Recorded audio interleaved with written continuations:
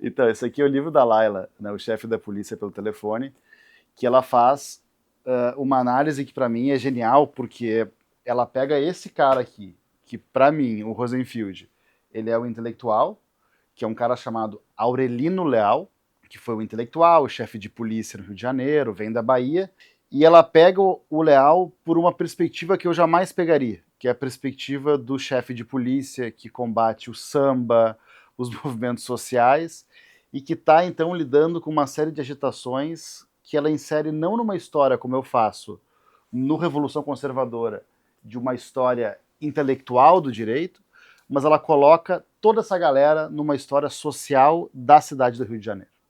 Em novembro de 1914, após longos 8 meses de estado de sítio e suspensão das garantias constitucionais, os cariocas podiam enfim se manifestar livremente nas ruas.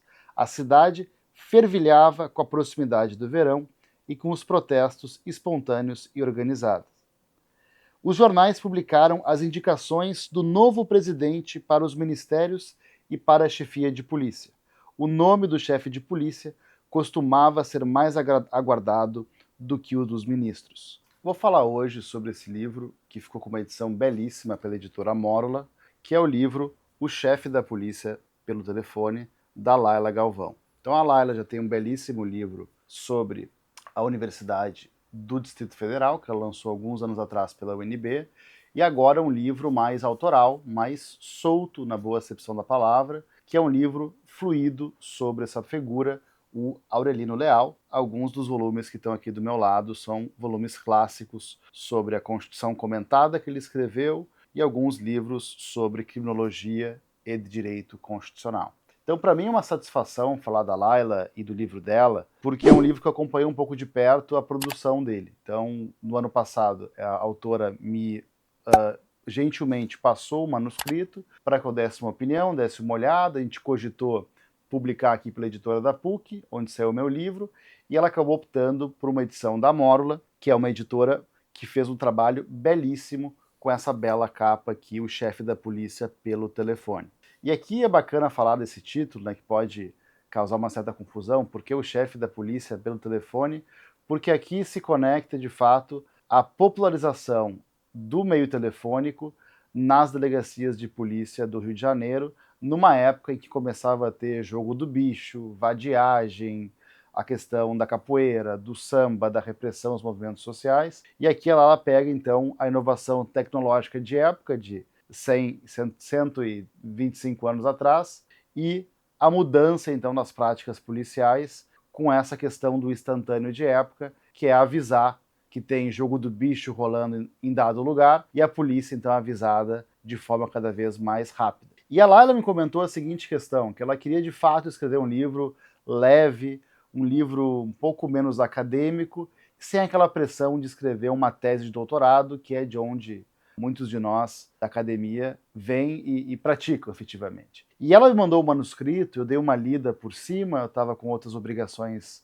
na Alemanha, e eu fiquei muito bem impressionado pela fluidez. Então, um texto super fluido, e eu até mandei mensagem faz alguns dias, e eu falei, Laila, isso aqui é uma história social do direito. Eu falei para ela, eu estou me perdendo pelas ruas do Rio de Janeiro, e a gente não fala tanto de direito aqui, de história jurídica, mas sim de uma história social do Rio, do samba, da vadiagem, do jogo do bicho, em que a gente se perde, então, pelos logradouros da cidade do Rio. E esse texto aqui, ele coloca para mim uma dimensão muito especial, porque de onde eu venho, das pesquisas que eu faço, eu geralmente pego o jurista a partir da sua acepção intelectual. Eu pego as obras e a partir das obras eu vou tentando formar um tipo de perfil dessa pessoa, desse intelectual, político, pesquisador, professor, etc.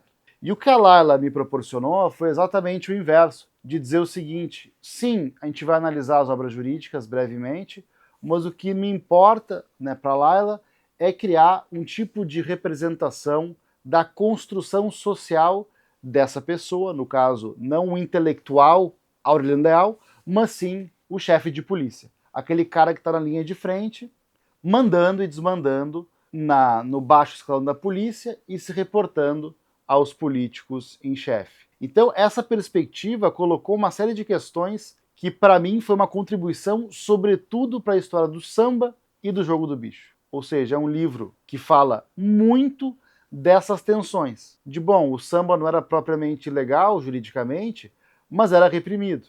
A vadiagem já tinha uma repressão mais taxativa, a capoeira também. Mas tudo parte de como que um chefe de polícia atua ou deixa de atuar. O que ele, de certa forma, legaliza e aquilo que ele diz, não, isso aqui não pode ter samba e capoeira numa feira tal na Penha, porque tal dia vai ter eleição para o Senado. Então o chefe de polícia determina se vai se poder ou se não vai se poder fazer tal conduta. E a Laila vai então tecendo essa questão que envolve movimento operário, bicheiros, a questão da vadiagem, com a atuação profissional de um jurista baiano, que é o Leal, que está vindo da Bahia fazer carreira para conseguir, quiçá, virar ministro do Supremo, que era muito comum à época, servir como chefe de polícia para depois, então, galgar postos mais altos. Chefe de polícia na cidade do Rio, para depois, então, poder ser ministro do STF ou, eventualmente, senador, presidente, etc. Então, a trama começa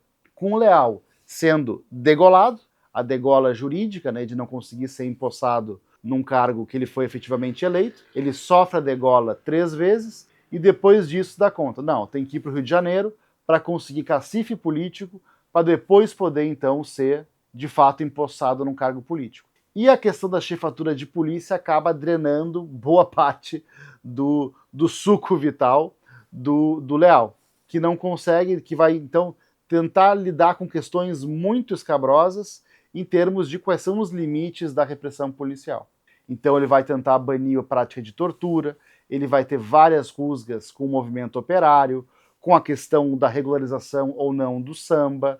Então é um livro que tem uma chamada muito interessante para entender o direito a partir de um enredo, a partir de um contexto. Né? Então eu até mandei uma mensagem para ela antes do vídeo, faz alguns dias, em que eu disse, nossa, que bela história social do direito. Eu, como pesquisador, Luiz, eu preciso desse livro da Laila para que os meus intelectuais não sejam essa pilha de livros antigos, para dar vida para essas pessoas. Ou seja, para que a gente tenha outras perspectivas, porque aqui é uma questão de método importante, quando trabalho com história intelectual, eu olho para os livros, o tempo todo para os livros, discursos, aulas, e eu acabo, como um cavalo encilhado, esquecendo às vezes o que tem em volta. É um pouco aquela vista pelo o funil do cano.